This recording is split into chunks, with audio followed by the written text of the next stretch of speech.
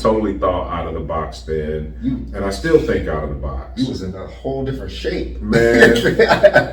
I was determined.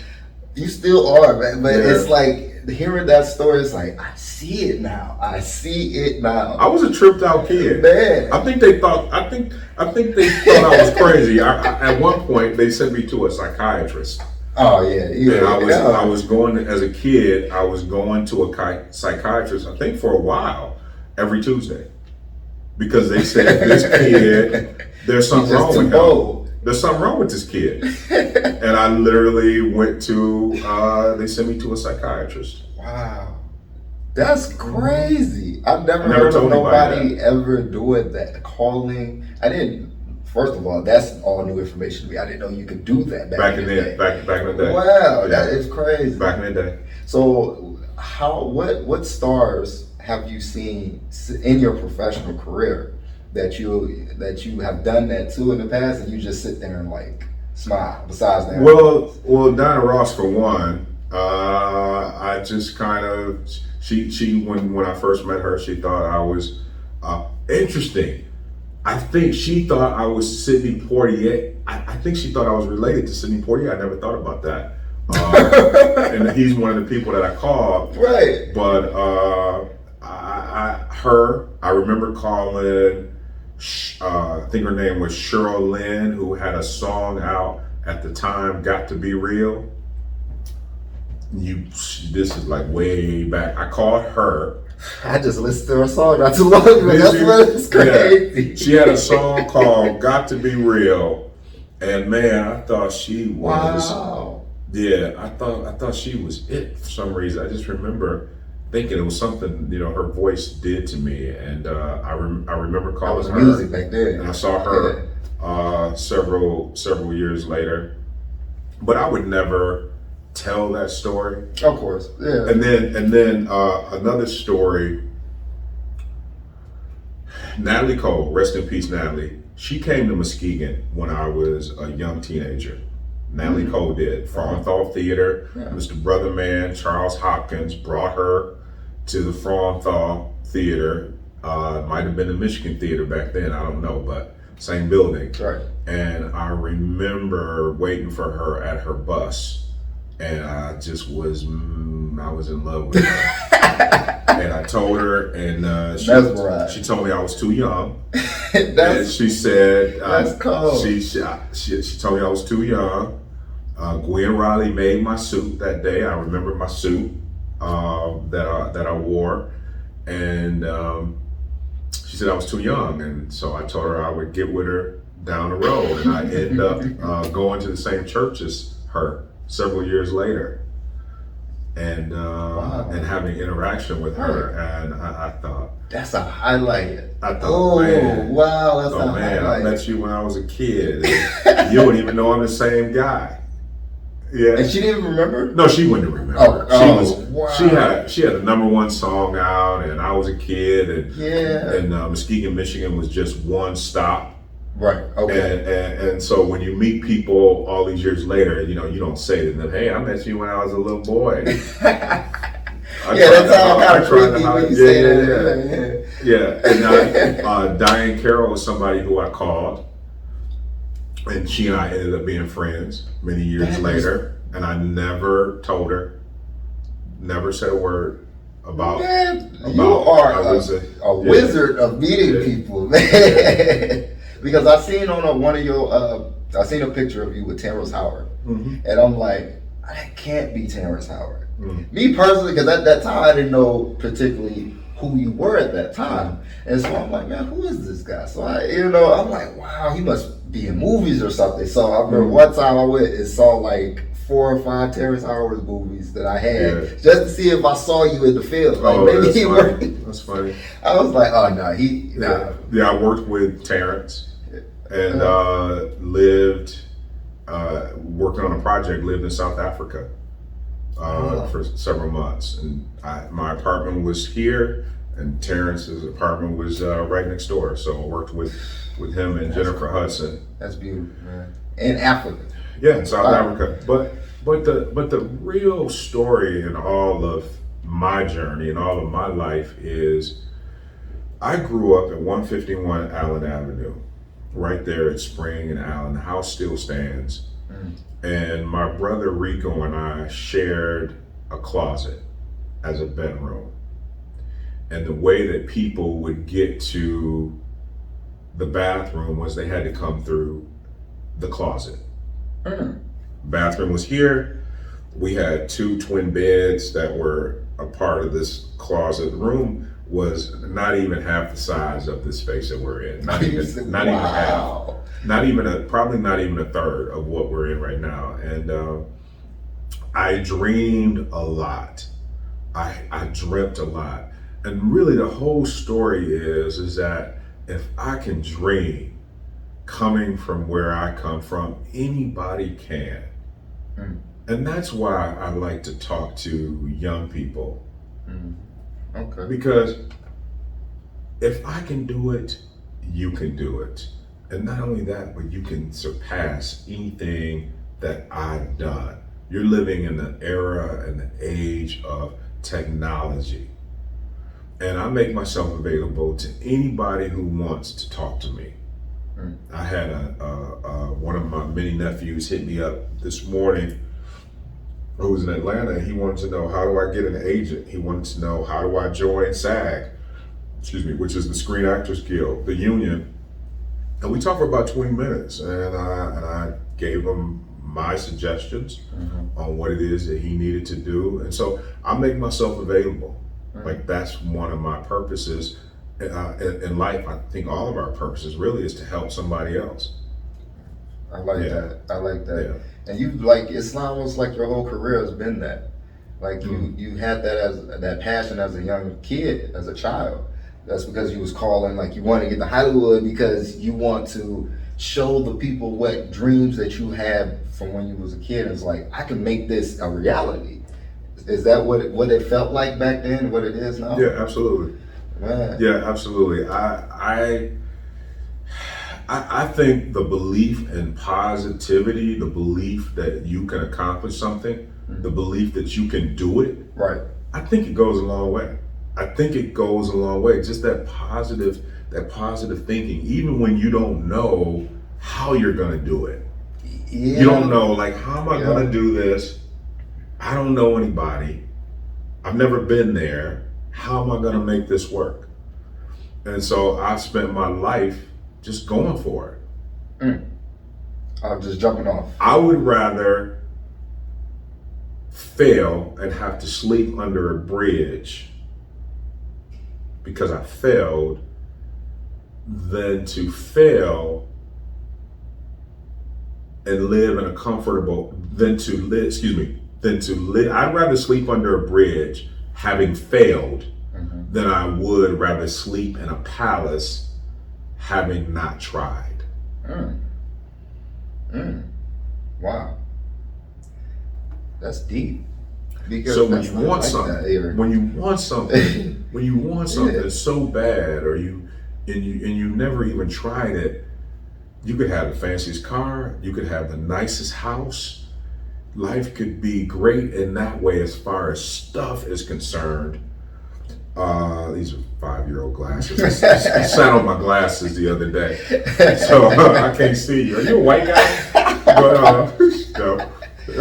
But to have the stuff, but to never have tried to do the things that you really are passionate about, it's not living to me. And I know people do it every day. I know people, they do it their whole lives. Yes. They do it, but that's not me. And it's almost, I can't do it. That's I'd rather try and fail and have to live under a bridge than to not have tried and live in a palace and driving the latest ride. You know what? That part of this conversation reminds me of Mickey Wallace. That's my little brother. He was on the show yesterday. That's my little brother. He stated almost the same thing. It's like he'd rather be in the community. Yeah, I see it, man. It's amazing. I can see why you know him too, because I can see y'all communicate. Ask him the story of how we met someday. Oh man. Ask him that story. I won't tell it here. Ask him that story of how we met. Really? Yeah, he says I discovered him. That's what he says. Really? Yeah, okay, I got it. It's a crazy story though. I got to talk to him. I got to call him up. Yeah. But the things that you have done and continue to do is phenomenal, man. And I know you're a very humble person, like you said before. But the legacy that you're leaving, it will forever be remembered, because people are literally, you're opening doorways for the youth, and for you, especially young Black youth, to give us, I want to say, have a beacon of hope. Because a lot of times I do talk to other people, entrepreneurs my age or even older, and the doubt that they have is so thick sometimes you can cut it with a knife, and it's like, wow. That's heavy. Wow. So it's that's like, heavy. You know, when I talk to them, you know, I always try to bring people up, because I've been in that predicament before. Like you said, we everybody's been low and down.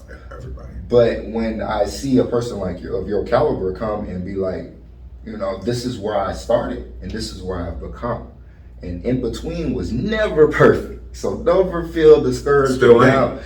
Right, it still isn't. Yeah. And I feel like people, especially, I said ain't for a reason. You doing it the proper way. You said is it? I'm like, it still ain't. Like, it's still strong. Yeah, you know, that's true. Humility is not something that we have a choice about, in my opinion. It's just not. I wrote on social media the other day, the more talented, charismatic, influential, gifted a man is, his inner struggles are equal in measure to those gifts. Ooh, shoot. Oh, that's so the key is humility. You either choose humility, or humility's gonna choose you. Be humble or be humbled. And when you're humbled, then that's public humiliation, that's shame, that's destruction, that's all these other things. But if you choose to be humble and not think, I said this before, and not think higher of yourself than you ought to.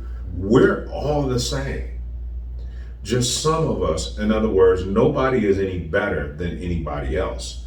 Somebody might be better off than that day, or that month, or that year, or that period of time, but we're not any better than anybody else. It's just some of us choose different things. Some of us, I chose the journey that I've had. Right. I know a lot of cats who my talent doesn't even compare to the talent that they possess. Really? Wow. That's what's I know cats who have more finger in their thumb than I've got in my whole existence. But they would never ever step out there like I did. But they run rings around me, and run rings around anything that I could conjure in my little brain, in my little head, you know? Yeah, I believe it. But they took the safe route. So they didn't go for what they were capable of doing. Gold. They didn't go for it. They took the safe route. And to each his own. I'm not judging anybody. Right. I'm just saying the difference in my situation is that this is the journey that I purposely set out on. And I said it's either sink or swim. And I would rather live under a bridge having failed, but I tried. There's peace in knowing that you tried. The graveyard is full of brilliant ideas. People lived their lives and never ever attempted to execute many of those ideas. And then guess what? They die. Life is over. Then they're buried. And what's buried in the cemetery underground with them? All of those dreams, all of those goals, all those ideas. That's not the way to live life. Hey, John, you get deep, man. God, that sounds like a poet. Like, that's a poem right there. You need to write that down. That's deep. Speaking about poems and writing, you are an author, correct?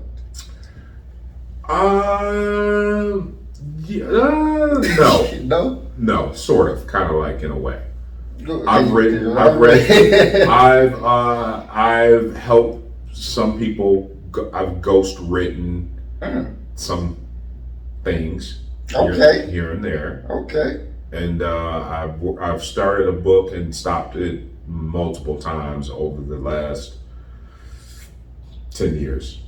I've started writing and I've stopped, but I have helped others with some of their stuff, but more so as a ghostwriter. That's wow. I never knew that. Mm-hmm. That's nice. Why have you stopped your book?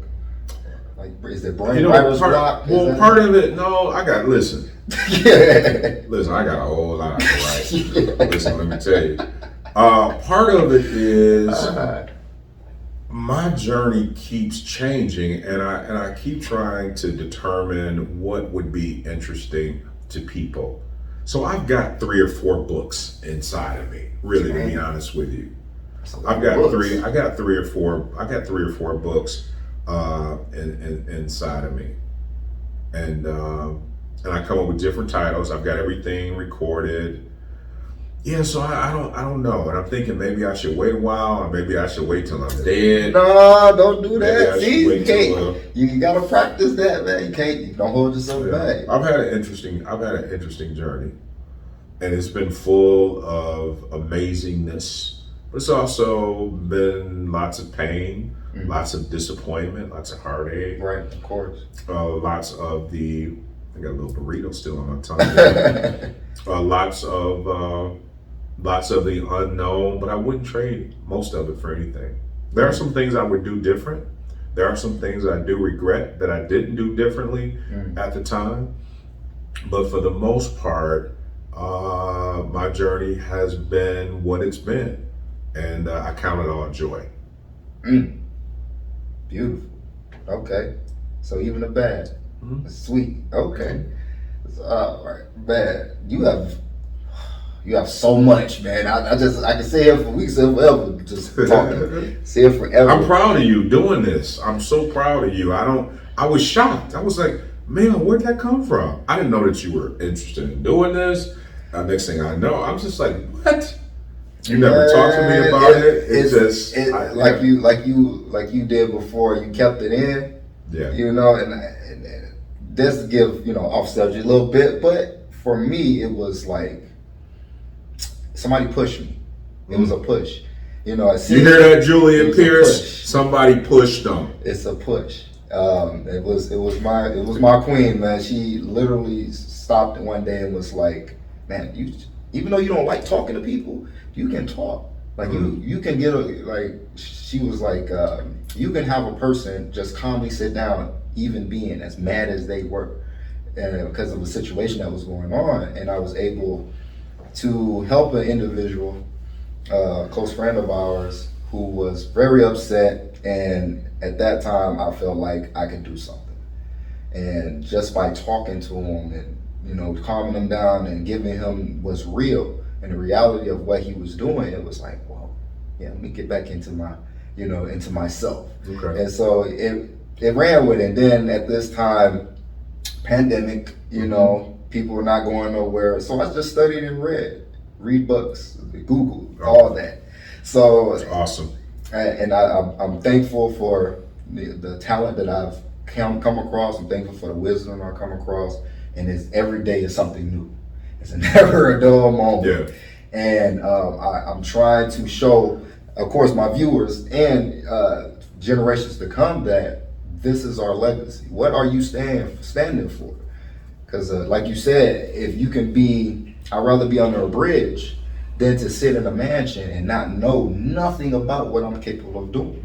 So it's like, what are you it's like a teeter-totter. It's the Libra scale, and I'm a Libra, so it's like I'm scaling myself, and I'm like you. I want to jump for the gold. So and the world takes all kinds. Oh man, it takes those who are willing to step out, and it takes those who only want to play it safe. Yeah. I'm just not one of those. Push and pull. I'm just not one of those that just gonna play it totally safe, and I don't think you are either. Nah, I can't do it. It's not in me. I feel like you. Wouldn't you say it feels like you're not doing your best? It feels like it's not you. It feels like I'm cheating myself. And the interesting thing about it is I've been self-employed for many years, and so some years are very lean. Some years. It's filet mignon, and some years it's ramen noodles. Figuratively, I've actually never had ramen noodles, but figuratively. But I've never had lobster either. So I'm not saying I've never had lobster. I'm not saying that I've never had expand your taste buds. You know what? When it comes to food, I'm the simplest dude ever. I've never had lobster. I've never had crab. I've never had any of those shell fishes. Never. I've never tasted coffee. Y'all see how I like to look at y'all? What? I've never tasted coffee a day in my life. Oh man, are you? So when and the reason, and the reason I said that was because I don't want somebody saying, "Oh, you ain't never had ramen noodles. What, you highfalutin?" So I'm just saying, there's just some things I've never had. Right. And nor have I ever had ramen noodles. Never tasted them. That is okay. Yeah, just lots of stuff that I've just never tried. I've just never eaten. Yeah, that's crazy. Isn't that crazy? That's crazy. It's like getting the person that's like, I don't eat chocolate or I don't drink pop. It's like, wow, chocolate. Wow, that's the number one consumption of candy. I've never had mayonnaise. I never eat mayo. But you're just like a sporadic of like wildness at the. It's like, man, you think you're normal, and then he'll hit you with a curveball, and it'll be like, whoa. Listen. Where did we go from? I know. Listen, I don't know what normal is, but I know whatever it is, I ain't it.